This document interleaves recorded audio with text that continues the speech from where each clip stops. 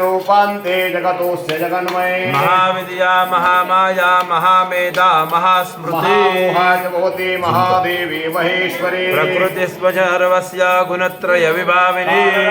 महारात्रिर्मोहरात्रिश्च दारुणा श्री त्वमेश्वरी स्वं रे स्वं बुद्धिर्बुद्धल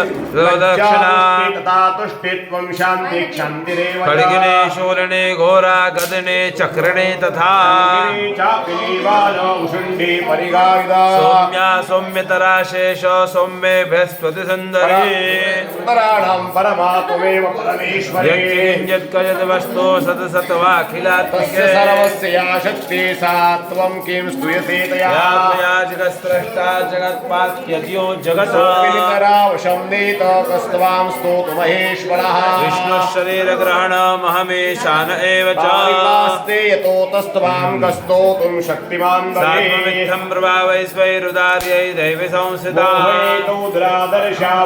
मधुकैटभो प्रबोधं जगत्स्वामी नियतामुच्युतो लघो